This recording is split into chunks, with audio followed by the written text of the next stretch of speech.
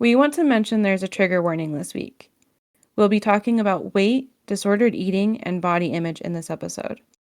If you know this content is triggering for you, please do what is best for you, and we will see you in our next episode.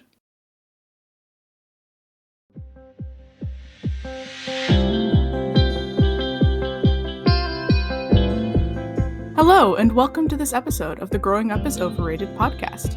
My name is Jen, and I'm here with my friend and co-host, T. Perhaps there is nothing more complicated than a person's relationship with food. Eating may seem simple on the surface, but food carries so much weight in our personal lives. Pun intended.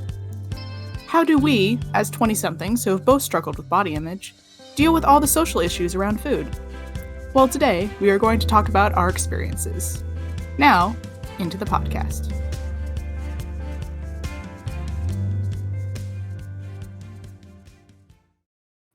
Hi, T. How's it going?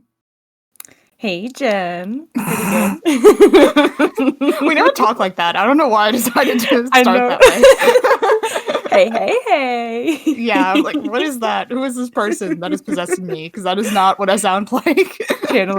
Channeling me. You don't even sound like that. No, channeling an Elle Woods, honestly. It's fine. Yes. And Elle Woods is so not my personality. But I love Elle Woods. She's great. Right. So, how is it going? Pretty good. You know, just been on the job grind still. Getting close though. Yeah, hopefully. Yeah. Yeah, I don't know. Been enjoying the basic life of at-home living in COVID times. Yes. I think for a lot of us we can kind of say that that's been a new journey with food and our bodies. Yes. That seems to be kind of a common theme that I've heard for not just from YouTubers, but also just from friends who I catch up with. They're just like, wow, like I didn't realize how big of an impact having to stay home and not knowing what to do with my time would make me turn to different coping mechanisms. Mm-hmm. And I think for a lot of us it was, Animal Crossing like we talked about last week, Mm-hmm. but for a lot of us that's been food and being upset that we haven't been as active as normal. And how do you motivate yourself without being able to be in a large group of people? Like that's really challenging piece of quarantine life, Yeah, I absolutely feel that with like just having this difficult relationship with it's hard to want to better yourself when you feel like the world is in such a horrible place. It's hard to reconcile that. Yeah, it really is. It's, I don't know. It seems like you're just kind of like, well, why should I spend time focusing on myself and taking care of myself when there are people who have it way worse than me? But in reality, we need to be taking care of ourselves. And I think there's a lot of people who are learning, wow, I really wasn't taking care of myself before COVID. And I thought I had everything handled, but it turns out there's all these issues that I was just forgetting about because I was so busy. And now you don't have the time and you're like, oh, wow, I really do reach for, the candy bars or,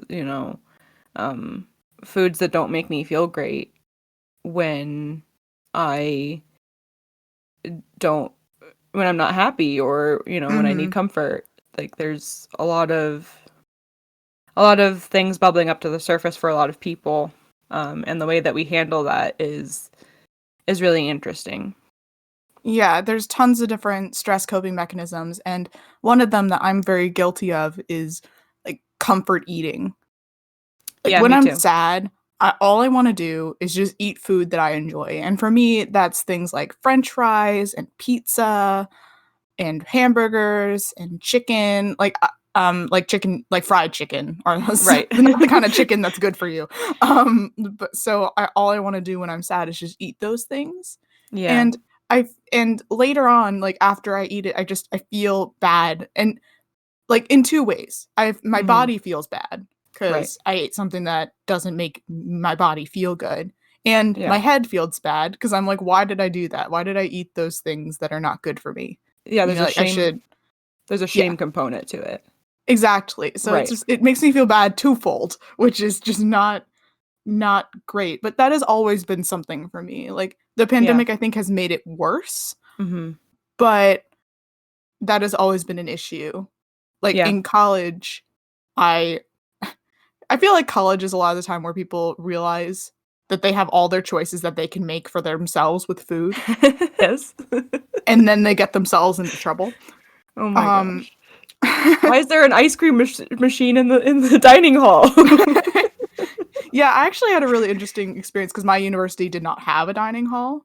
Uh-huh. So I did a lot of grocery shopping and eating out, which Uh-huh. was bad. Right. Because I would get pizza all the time from like a local place, or I'd get fast food, and I'd spend a lot of money on it, and B, it just wasn't good food for me, and I ended up gaining, like I went into college weighing about 150 pounds. I gained like 30 pounds in a semester. I don't know Mhm. if that was the way that I was eating or if that was the stress that I was feeling or what, but I gained so much weight, Mhm. freshman year, first semester, and it Yeah. just wasn't good. Like I was planning, so I went to a university in DC, and they do this thing called an inaugural ball, for when a new president is inaugurated. And I went to school starting in 2016, so I was going to the inaugural ball of, now former President Trump, not to celebrate him, but just to go to a party. And then I was planning on wearing my prom dress because I had just worn it for senior prom in the previous spring, and I was like, "Oh, it'll fit." So I go home for winter break to get it, and obviously just to hang out at home for Christmas, and I tried it on and it didn't fit, and that made me feel awful.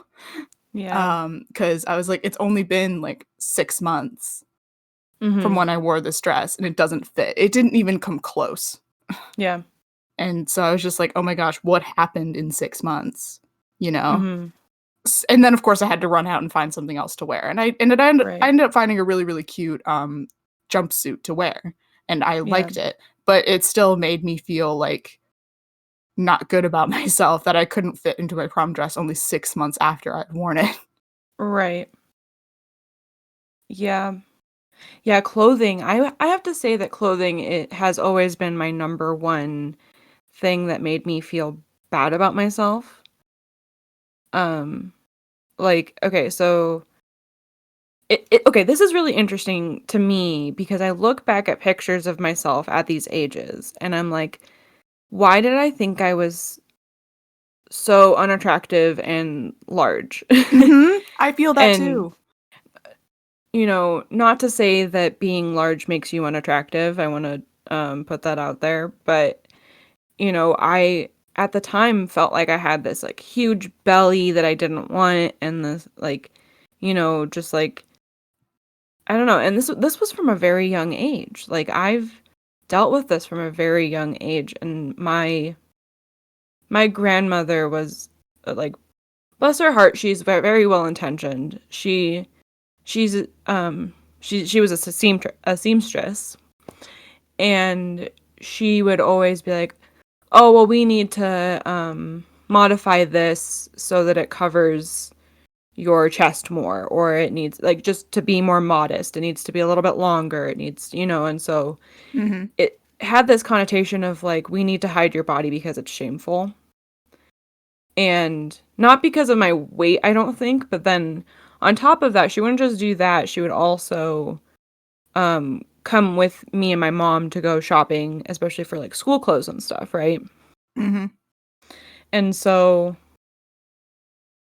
I ended up like wearing clothes that were larger than my like cohort of like-aged children Mm-hmm. at a certain point. And I was so upset because like there were always clothes in the little girls section. I was like, I want to wear those, but they don't, like, nothing fits me and I'm so sad and stuff. And so they're like, well, T, I think you need to, we're going to go to the junior section. And I was like, I don't want to go to the junior section. I'm not a scary teenager. I don't want to wear their clothes. And but like that's what I had to do to get into to like find clothes that fit me. But the issue was that was in the early thousands, and all of the jeans were like so low rise, and like your belly just hangs over them. And so if you Mm-hmm. don't look like Britney Spears, then you don't look good in them. Like it was just not a good time for anybody. Mm-hmm. And I don't know, especially like preteen age into like until they stopped going shopping with me, really. Like I would always end up feeling so awful about myself after going clothing shopping. But I loved clothes. I loved fashion. I loved designing things and all of that. But then when it really came down to it, I would go in excited and then come out of it just totally distraught and feeling like I looked like absolute garbage, you know? Mm-hmm. Um, which would then have me go home and sneak food into my room and hide it, and like, because I knew I was going to be made fun of for eating it. But I wanted the comfort and I wanted nobody to know that I was doing that, you Mm-hmm. know. So it's just, and then I would have to clean my room and my mom would see like, oh, you have all these wrappers in your room, like why are you hiding food? Like just ask and you can have it. But I was like, but I literally don't want you to know that I'm eating it. Mm-hmm. Like it was just very sad, because I look at myself, I look at pictures for myself at the age and I look fine. So it's a real shame that it wasn't that my family was trying to make me feel like crap about myself, but they really were uneducated about what it really takes to raise a confident little girl, you know, Mm-hmm. with a healthy relationship with food and their body. Like, Yeah. and that's only like one piece of it. But yeah, like that's pretty much a really big, starting point for that. And comments like, oh, don't eat so much bread because then you're gonna get a big butt like mommy has. Or did you even chew your food? It looks like you just inhaled it. Mm-hmm. But in reality, you guys are giving me like empty carbs that are not filling me. They're not satiating. Like, the issue is in what they're feeding me, not in me. And so, but it may always made me feel like there was something wrong with me, you know? Mm-hmm. Yeah, I think that's a real challenge when you're 18 and you're struggling with body image and weight, is that it's sort of about you, but it's also about what your parents are eating. And Yes. so it's more difficult than it first appears. Like my family has always not been super skinny. Like Hmm. that's just not the way that we're built as Right. people. So I never expected to be super skinny, Hmm. but like I have distinct memories of always being the largest friend. And like I Yeah. wasn't even that big. I was a size like 10, 12. Hmm. Like I wasn't even like super large, but I always felt huge because all of my friends were like 4, 6. Yep. Like they were also Single digit small. numbers. Hmm. Yeah, and they would trade clothes with each other, and I always like I wouldn't be able to do that Oh my because gosh. I was too big to switch I, clothes with people. I feel that. Yeah, so that wasn't fun. And they tried to make me feel included, like they would like we trade like hats or, scarves or Hmm. or things like that. But it wasn't the same No. as being able to just easily trade clothes with your friend and be like, "Oh, that top is really cute. Can I borrow it sometime?" Like it just Right. yeah. And I went shopping with my friends too, and it was just hard because they'd be getting like the small or the medium, and I'd be looking for like the extra large at stores like Forever 21, where the extra large is like finding like gold in a treasure chest. Well, either that or you would go to find it and then you try it on and it didn't fit still Yeah. because it's like the vanity sizing is just ridiculous. Mm-hmm. So like that would be bad. I learned quickly never to try on pants at Forever 21 because Oh they my just would never god. fit. They're not made for anybody who has curves. Yeah, they're not made for people. I'm convinced that they're made for some alien people that don't exist because they never fit. And so I only tried on tops and dresses from Forever 21, just never pants. Like you just quickly learn I quickly learned these things like when I would go shopping with my friends or when I just go Mhm. shopping in general that like things weren't going to fit. And if I was going, it was mostly just to have fun and hang out with my friends, not really to Yeah. realistically look for clothes. Right. And I Yeah, did have yeah. fun with them, and my friends didn't like they didn't try to make me feel bad about myself. They always would tell me nice things Uh, and be like, "You're super pretty. I love this the way this looks on you." Like, they were very sweet, but it just wasn't enough sometimes for them to be it sweet. yeah, it doesn't matter if you're not actually able to be included and if you're not like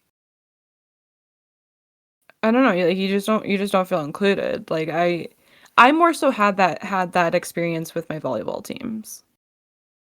Um like I was very active, but little did I know that I had well, one I had, issues with eating and then two, I didn't know that I had a hormonal disorder, which was essentially making it that much harder for me to maintain a lower weight. Um, but I, in high school, ended up going through a whole thing, which, yeah, I ended up losing like 50 pounds in a year, Whoa.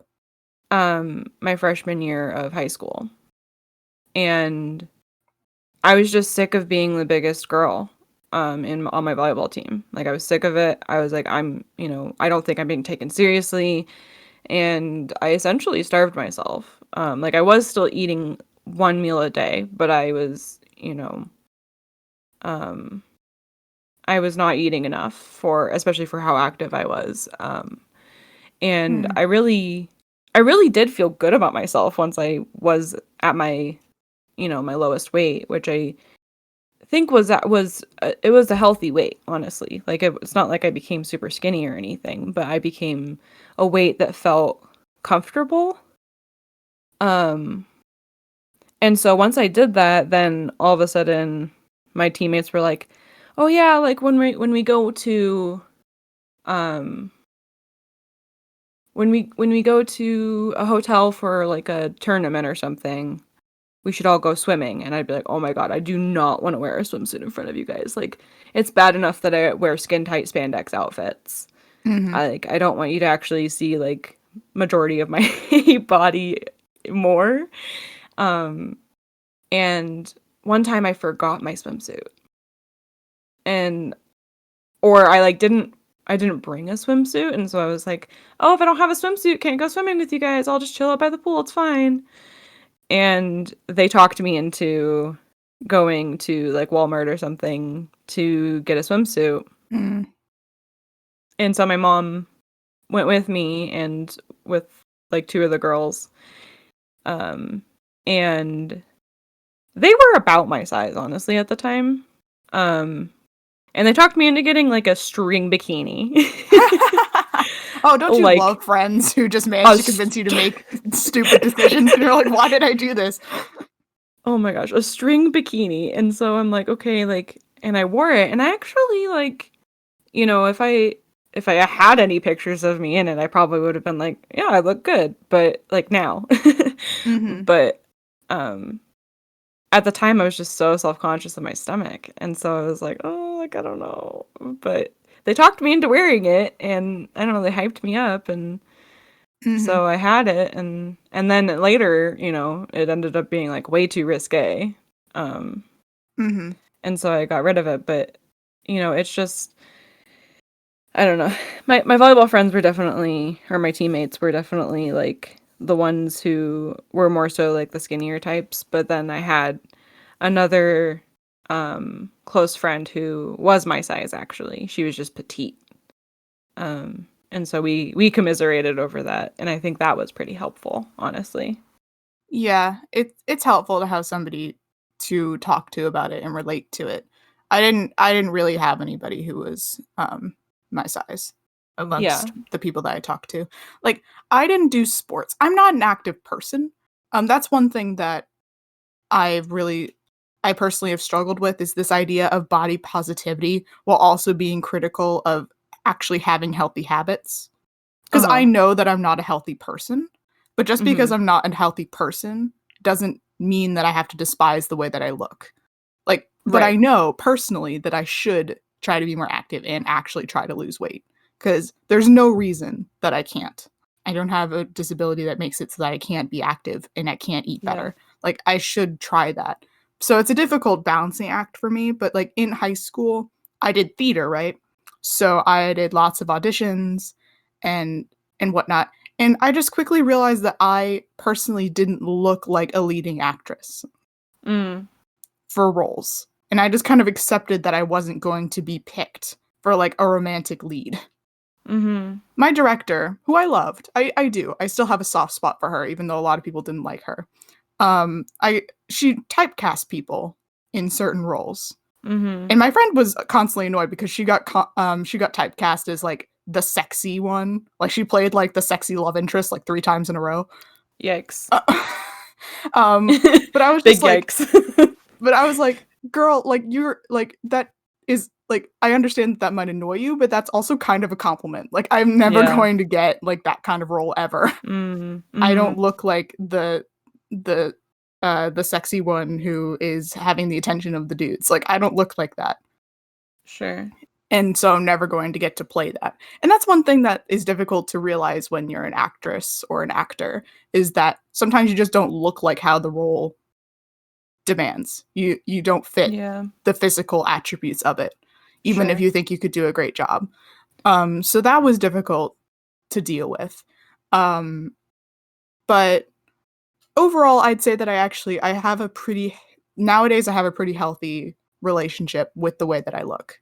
Mhm. In high school, I was the same way with swimsuits as you. I Mhm. hated swimsuit shopping. I still hate swimsuit shopping. I But in high school, I only wore one pieces. And not just one Mhm. pieces, I wore one pieces with skirts. Uh-huh. Like, I hated the way that my body looked, that I I didn't want it to be in a two piece. I didn't even want it to be in a one piece where people could see the tops of my thighs. uh-huh. The invention of the tankini with a skirt was like a godsend, Mm. because I hated having to like take off my whole swimsuit to go to the bathroom. And so I was like, I'm so glad that there's now a two-piece swimsuit that covers, gives me the like security more, you know. Mhm. Yeah. Um I yeah, I only wore one pieces with skirts, and nowadays I found this perfect swimsuit for me. Like, I love it so much. It is a tank top type top, but it doesn't go all the way down. Like, it's cut right below the boobs, but it's a really high neckline, so it goes almost all the way up to my neck with a zipper in the uh-huh. front. It just feels really secure. Right. And then I can wear like black high-waisted bikini bottoms, and it looks Uh-huh. great and I feel comfortable. Um and I'm like comfortable And showing my secure. stomach now. Like, Yeah. yeah, because like high-waisted bikini bottoms were not a thing when I was like looking for No. swimsuits. As a It teen, was yeah. all low cut and they Oh, all looked awful because, yeah. stomachs exist. So Yeah. I now with high-waisted stuff, I'm much more comfortable showing off, what is it called? The Taylor Swift midriff? I Like, guess I the don't know. area like, oh, okay, it's like the area above your belly button but below Yeah, your yeah, yeah, boobs. yeah. Yeah, Like, that area I'm very, like, comfortable, like, showing off in a swimsuit, so I do. sure. But swimwear has always been something that has been extremely uncomfortable to look Yeah. for. I wanna I wanna touch back on something you said a little bit ago, which was Mhm. talking about the body positivity movement and kind of this idea of being like healthy at any size and like loving yourself. And so I've been really diving into like criticism of this world and also how I can implement better ideologies for myself to have a better relationship with myself and with food. Mm-hmm. And so technically it is health at every size, and the concept of it is actually not how it's being interpreted by many people. The concept is that you, no matter what size you are, healthy things are things you can do for yourself, right? So it's not necessarily that just because you're like that you are healthy at any size, it's actually that you can do healthy habits. So, just because you're a plus size person doesn't mean that you can't move your body. It doesn't mean that you can't enjoy a salad. But it also Mm-hmm. means that you can enjoy things like pizza without shaming yourself for eating them. Mm-hmm. So something I've been doing is just more neutrality. So, even if I don't feel the best about myself, I would rather feel neutral than hate or be like, oh my gosh, I'm so fabulous. Like maybe I'm not going to be 100% in love with myself every day, and that's okay. Like we're humans. But at the end of the day, like eating a slice or two of pizza is fine. Maybe like so it's all about balance. And I'm not going to eat 100% healthy every day, and it's not this all or nothing mentality, right? Mm-hmm. So, last night my boyfriend and I got pizza, but I also had a salad that day. I had like I balanced the day through I balanced what I was eating throughout the day because I knew what was going to make me feel better. And not even emotionally, just like how can I take care of myself? How can I treat myself like I would my best friends? Like if I were to be feeding you, like making food for you, how would I encourage you? What would I make for you? What would I encourage you to eat? Like how would I take care of you? How would I encourage you? That's the mentality that I want to treat myself with, because I'm really good at taking care of other people, but I'm kind of crap at taking care of myself sometimes. um and that's in every avenue, so really just living by the idea of treat yourself like you would your best friend has been really helpful for me in all of these avenues. Mm-hmm. That's a really interesting take on it because I've never thought about it that way, Mhm. but that's actually a really good idea. And one thing that I do want to touch on while we are talking about this is that I mentioned earlier that if you are young or you're living with other people, your food choices are not necessarily your own. They're in combination with other people. Yes, And if that's the case, that can make this changing your habits more difficult. totally. And that is something that you can recognize. Like when I was a teen, I blamed myself for not eating well. And when Uh-huh. it wasn't entirely on me, and it wasn't entirely on you either, as you talked about. Like Right. it's difficult. And that's one of the reasons why I'm looking forward to moving out, is that I really want to be able to make my own choices again. Yeah. Like I made a lot of my own eating choices in college and I didn't make the right choices most of the time. And I want to Mhm. try again to eat better. Like one of the people that really inspired me to eat better is my roommate, who I hope is listening to this episode. My my old college roommate, who hopefully we're going to be living together again soon. But she just has really good, healthy habits that she follows in terms of her food. She'll pull out, like when she thinks about food, she's like, okay, I'm going to think about what vegetable I want, and then like maybe I'll throw a sauce on it, and then I'll do a bunch of these other things. And she just had so many good ideas when it came to eating. Like she'd let me eat her food Yeah. sometimes, and I'm like, this is delicious. Like you made healthy Right. food that tastes delicious. Like I want to try to follow more of that kind of mentality. Yeah. That sounds very similar to what I do. Yeah. Yeah, it's like I just like was inspired with living with her. I was like, you are so much better at this than me. Because Yeah. she'd like roast a ton of vegetables and I'd be making pasta. Like, just like, I'm like, oh, that's such a better idea. You can have pasta, just throw some veggies in it. Like I know, but like I just wasn't that creative. I know. This idea of additive nutrition, gentle nutrition, is not thinking about what you're not allowed to have, what you can't have, what you shouldn't have. It's not about that, because that's really triggering to you. It gives you a scarcity complex in your head, and everything in your natural biology is telling you, oh my gosh, you are going to starve if you do not eat these things. We need to eat these. And then it causes you this stress that you may not even be aware of necessarily. And that's what makes you then go, screw the diet, I'm gonna go eat this whatever. But when you think about, all right, I want to have pasta today, right, for an example, I'll just throw in some like greens. Like you're adding fiber, you're adding vitamins and minerals, and you don't even really taste it. It cooks down, so thinking, how can I add a vegetable to this? How can I add more protein to this?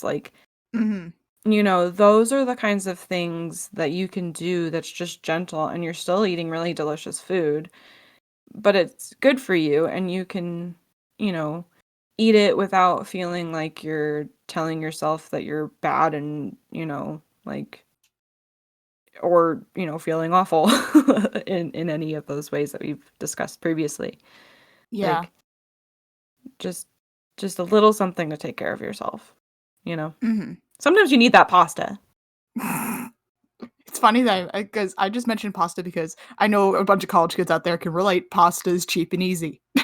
You buy a whole bunch of pasta.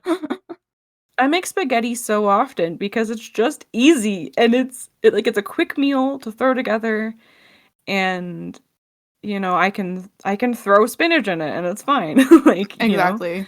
When I was like, this is getting a little off topic, but when I was in college, I would just buy a ton of pasta and pasta sauce because I didn't have a whole lot of money, and that was really easy to just buy and make all the time. So, hey, it works. Yeah. So I think we have wrapped up our conversation today on body positivity and food. So I think we should transition into silver linings for the week. So T, what is making you happy? I'm so happy that the snow is gone in Animal Crossing. There's color, and now I can design again, and I'm excited about it. So I'm just excited to have my game back again.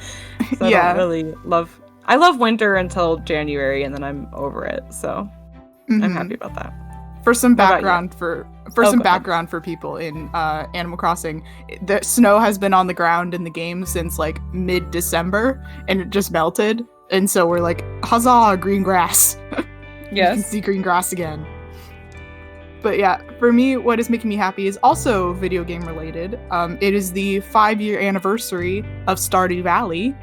It has been 5 years, and I just checked how when I bought it on Steam, and I actually bought it in May of 2016, so it's not quite my 5-year anniversary, but it's 5 years of Stardew Valley being in the world, and that just means that this world has been a better place for 5 years.